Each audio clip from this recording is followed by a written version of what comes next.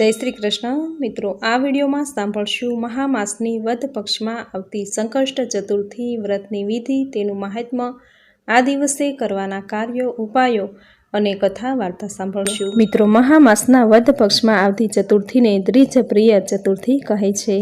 આ દિવસે ભગવાન શ્રી ગણેશના દ્વિજપ્રિય રૂપની પૂજા કરવામાં આવે છે. પૌરાણિક કથા એવી છે કે જ્યારે દેવી પાર્વતી ભગવાન શિવથી કોઈ વાતે રિસાઈ જાય છે, તેને મનાવવા માટે ભગવાન શિવે આ વ્રત કર્યું હતું. આ વ્રતથી મા પાર્વતી પ્રસન્ન થયા અને પાછા શિવલોકમાં આવી ગયા હતા. એટલા માટે જ ભગવાન શ્રી ગણેશ અને માતા પાર્વતીજી બંનેને આ વ્રત અતિ પ્રિય છે. આથી જ આ વ્રતને દ્વિજપ્રિય ચતુર્થી કહે છે. આ દિવસે ભગવાન શ્રી ગણેશના દ્વિજપ્રિય સ્વરૂપની મા પાર્વતીની તથા ચંદ્રોદય સમયે ચંદ્રને અધર્ય આપી ચંદ્રની પૂજા કરી વ્રત પૂર્ણ કરવામાં આવે છે. ભગવાન શ્રી ગણેશનું આ વ્રત કરવાથી સર્વે રોગ, કષ્ટ, બાધા, દરિદ્રતા આદિનો નાશ થાય છે. વિદ્યા, ધન, પુત્ર, સંતાન અને લક્ષ્મીની પ્રાપ્તિ થાય છે. મિત્રો, સંકષ્ટ ચતુર્થીનું આ વ્રત ભગવાન શ્રી ગણેશને સમર્પિત છે. ચતુર્થીનું આ વ્રત કરવાથી આર્થિક સમસ્યા, બીમારી, દુઃખ, કલેશ વગેરેમાંથી છુટકારો મળે છે. આ દિવસે ભગવાન શ્રી ગણેશની પૂજા ઉપવાસ કરવાથી ભક્તના બધા જ દુઃખ દૂર થાય છે. કારણ કે આ કળિયુગમાં ભગવાન ગણેશની ઉપાસના કરવાથી ધાર્યા કામ પાર પડે છે. ભગવાન શ્રી ગણેશ એ સર્વે મનોકામના પૂરી કરનારા દેવ છે. વ્યક્તિને સમાજમાં માન, સન્માન, પદ, પ્રતિષ્ઠા પ્રાપ્ત થાય છે. જેમના પણ જીવનમાં કષ્ટ, રોગ, બાધા, દરિદ્રતા આદિ આવી રહી છે, તેમણે સંકષ્ટ ચતુર્થીનું વ્રત જરૂર કરવું જોઈએ. આ વ્રત સર્વે સ્ત્રી પુરુષો કરી શકે છે.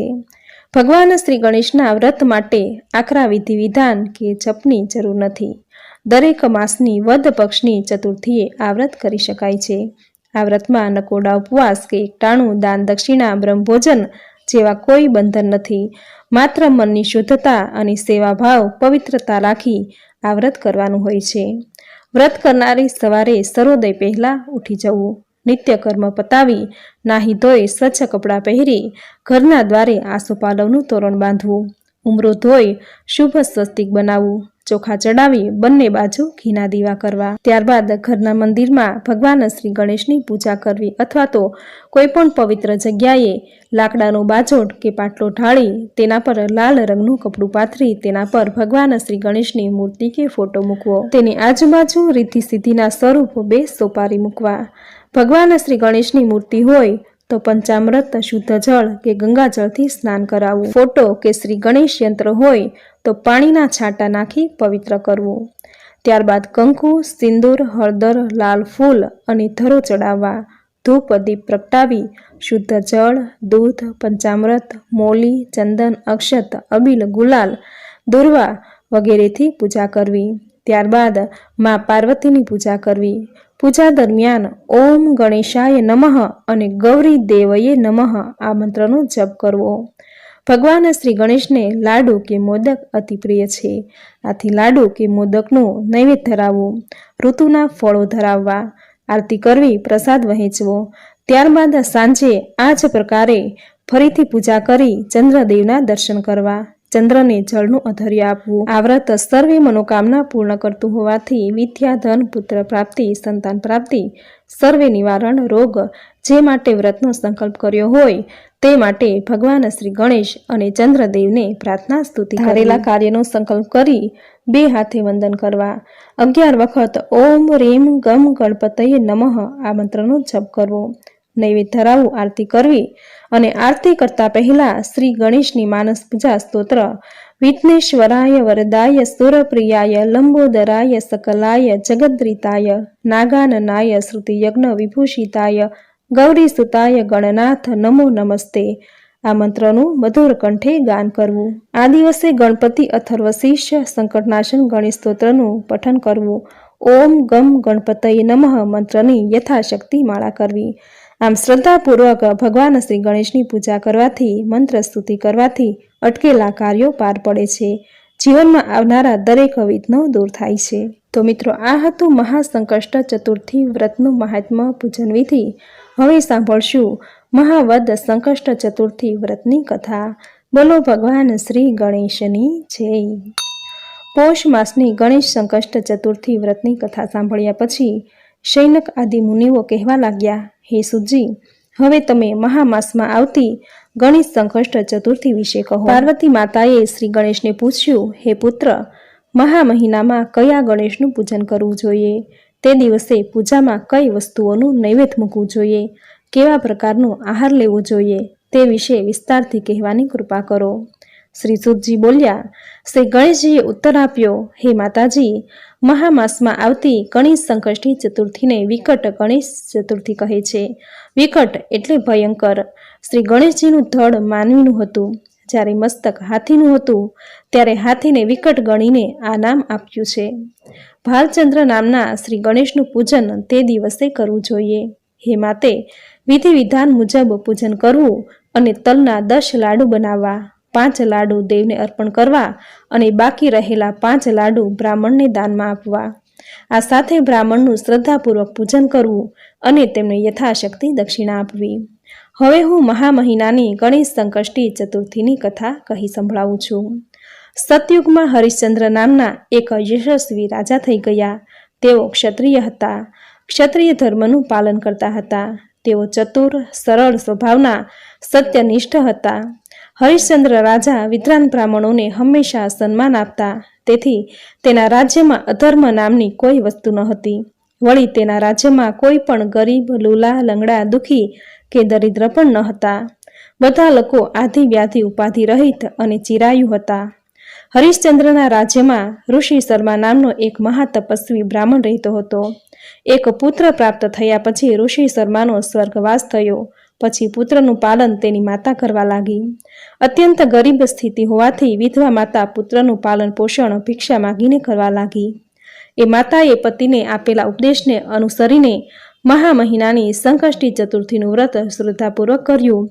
એ વિધવા હંમેશા ગાયના પવિત્ર છાણથી શ્રી ગણેશજીની મૂર્તિ બનાવીને તેનું પૂજન કરતી. વિધિપૂર્વક પૂજા કર્યા પછી હે માતે તલની ભિક્ષા માંગી લાવીને તલના 11 લાડુ તેણે બનાવ્યા. એ દરમિયાન તેણે પુત્ર શ્રી ગણેશની મૂર્તિ પોતાના ગળામાં બાંધીને રમવા માટે ચાલ્યો ગયો. એ વખતે એક ચંડાળ નરપિશાચ કુંભારે વિધવા બ્રાહ્મણીના 5 વર્ષના બાળકને જબરજસ્તી પકડી લઈ માટીના વાસણો પકાવવાના નિભાડામાં નાખી દીધો. પછી નિભાડો બંધ કરી દઈ માટીના વાસણો પકાવવા માટે નિર્દય થઈને આગ ચાપી. હવે ઘરમાં બાળકને નહીં જોતા માં બેબાકડી થઈ ગઈ. તે આખા ગામમાં બાળકને શોધી વળી. પુત્ર નહીં મળતા તે આકુળ વ્યાકુળ થઈ ગઈ, દુઃખી થઈ ગઈ. રડતા કકળતા તે ભગવાન શ્રી ગણેશને પ્રાર્થના કરવા લાગી કે હે શ્રી ગણેશજી, હાથી સમાન મુખવાળા, વિશાળ કાયાવાળા, સૂર્ય સમાન ક્રાંતિવાળા, તમે મુજ દુખિયારીની રક્ષા કરો. હે લંબોદર, હે વિનાયક, હે ચતુર્ભુજ, હે ભાલચંદ્ર, ભાલ પર ચંદ્રમાને ધારણ કરનારા હે વિનાયક, હે અનાથોના નાથ, હે વરદાયક, હે દયાળુ, મુજ પુત્ર વિરહિણીના દુઃખમાં રક્ષા કરો. આમ વિધવા માતા અડધી રાત સુધી વિલાપ કરતી રહી. પછી પ્રાતઃકાળ થયો. સવાર થતાં કુંભાર વાસણો જોવા માટે નિભાડા પાસે આવ્યો. નિભાડો ઉઘાડીને જોયું તો આશ્ચર્યમાં ગરકાવ થઈ ગયો કે આ શું? નિભાડામાં જાગંભર પાણી હતું. પાણીમાં પેલો 5 વર્ષનો બાળક રમતો હતો. આશ્ચર્ય પામતો છતાં આવી અદ્ભુત ઘટના જોતા કુંભાર ડરનો માર્યો ઘણો ધ્રુજવા લાગ્યો. કુંભારે આ બનાવની ખબર રાજ દરબારમાં જઈને રાજાજીને કરી. પોતે કરેલા કુકર્મની સજા કરવાને રાજા હરિશ્ચંદ્રજીને આજીજી કરી. કુંભારે હરિશ્ચંદ્ર રાજાને કહ્યું, હે મહારાજ, ઘણા વખતથી મારા નિભાડામાં વાસણો પાકતા ન હતા. મારી પુત્રીના લગ્નના ખર્ચ માટે પૈસા કમાવા મેં અનેકવાર માટીના વાસણો પકવવાને માટે નિભાડો સળગાવ્યો, છતાં કાચા રહેતા હતા. ત્યારે ગભરાઈને એક તાંત્રિકે એનું કારણ પૂછ્યું. તેણે મને ઉપાય બતાવ્યો કે કોઈને જાણ નહીં થાય એ રીતે હું બાળકનો બલિ આપું તો તારા નિભાડામાં વાસણો પાકશે. મેં વિચાર્યું, કોના બાળકનો બલિ ચડાવવું? હું જેના બાળકનો બલિ ચડાવીશ તે મને કદી જીવતો નહીં છોડશે. તે ડરને કારણે હે મહારાજ, મેં મારી પત્નીની સાથે ચર્ચા કરીને વિચાર્યું કે ઋષિ શર્મા બ્રાહ્મણનો સ્વર્ગવાસ થયો છે. તેની પત્ની ભિક્ષા માંગીને પોતાનું અને બાળકનું પેટ ભરે છે. તે આ બાળકને શું કરશે? માટે લાવ આ બાળકનો બલિ ચડાવું. પછી મેં ઋષિ શર્માના આ બાળકને બળજબરીથી પકડી લાવીને મારા નિભાડામાં પૂરી દઈને આગ ચાપી દીધી અને એ ઘોર કર્મ કર્યા પછી રાત્રે ચિંતામુક્ત થઈને સૂઈ ગયો. હે મહારાજ, પછી સવારે મેં નિભાડો ખોલ્યો ત્યારે બાળકને રમતો દીઠો. આ દ્રશ્ય નિહાળીને હું ગભરાઈ ગયો. તમારી આગળ આ સાચી હકીકત મેં રજૂ કરી. હવે મારા આ ઘોર કર્મની મને સજા કરો. કુંભારની વાત સાંભળીને રાજા ઘણું આશ્ચર્ય પામ્યા. છોકરાને દરબારમાં લઈ આવવાની સૂચના આપી કુંભાર બાળકને લઈને રાજા સમક્ષ હાજર થયો. રાજાએ પ્રધાનને પૂછ્યું કે આ બાળક કોનો છે તેની તપાસ કરો. નિફાડામાં જાંઘભર પાણી ક્યાંથી આવ્યું, વળી તેમાં લીલી હરિયાળી શી રીતે ઉગી? કુંભારે આગ ચાંપવા છતાં બાળક શરીરે કોઈ જગ્યાએ દાઝેલો જણાતો નથી. તે તો પોતાના ઘરમાં રમતો હોય તે રીતે રમી રહ્યો હતો. આ બધાનું કારણ તપાસ કરીને મને તરત જણાવો. રાજા પ્રધાનને સૂચના આપતા હતા ત્યારે પેલી વિધવા બ્રાહ્મણી રડતી કકળતી રાજ દરબારમાં દોડતી આવી. બધી વાત જાણીને તે કુંભાર પર ઘણી ગુસ્સે થઈ. ગાય જેમ વાછરૂને જોઈ પ્રેમથી ભાંભરે છે તેમ બ્રાહ્મણીએ દોડીને પોતાના બાળકને ગોદમાં લઈ લીધો. વહાલ કરવા લાગી. ધ્રુજતી રાજાજી સામે બેઠી. હરિશ્ચંદ્ર રાજાએ બ્રાહ્મણીને પૂછ્યું કે કુંભારે આ બાળકને નિભાડામાં નાખીને આગ ચાંપી છતાં તેને ઊની આંચ પણ ન આવી, તેથી તેનું કારણ શું છે? તે કોઈ જાદુ ટોના તો નથી કર્યા ને? તે કોઈ ધાર્મિક ક્રિયા કરી છે જેના ફળ સ્વરૂપે બાળકને અગ્નિ સ્પર્શ્યો નથી? તારો બાળક શી રીતે હેમખેમ રહ્યો તે જણાવ. બ્રાહ્મણીએ જવાબ આપ્યો કે અન્નદાતા, હું કોઈ જાદુ ટોના કે કોઈ પણ જાણતી નથી. મેં કોઈ તપસ્યા નથી કરી કે ન તો કોઈ યોગનો વિધિ કર્યો છે. હું સંકટ મોચન શ્રી ગણેશ ચતુર્થીનું વ્રત કરું છું. આ વ્રતના પ્રભાવે મારો પુત્ર જીવતો બચ્યો છે. બ્રાહ્મણીની વાત સાંભળીને હરિશ્ચંદ્ર રાજાએ રાજ્યની જનતાને આદેશ આપ્યો કે સૌ પ્રજાજનો આજથી સંકષ્ટી ચતુર્થીનું વ્રત કરજો. હે પતિવ્રતા, તને ધન્ય છે. દરબારમાં હાજર રહેલા પ્રધાનો અને લોકો વગેરે સૌ કોઈ એ વાત સાંભળીને સંકષ્ટી ચતુર્થીનું વ્રત કરવાનો ત્યાંને ત્યાં જ સંકલ્પ કર્યો અને વ્રત કરવા લાગ્યા. શ્રી કૃષ્ણ ભગવાને યુધિષ્ઠરને કહ્યું, હે ધર્મરાજ, તમે પણ આ શ્રેષ્ઠ વ્રત કરો. આ વ્રત કરવાથી તમને તમારું રાજ્ય પાછું મળશે. તમારી બધી જ મહેચ્છાઓ પૂર્ણ થશે. ભગવાનનું આ વચન સાંભળીને યુધિષ્ઠર અત્યંત પ્રસન્ન થયા.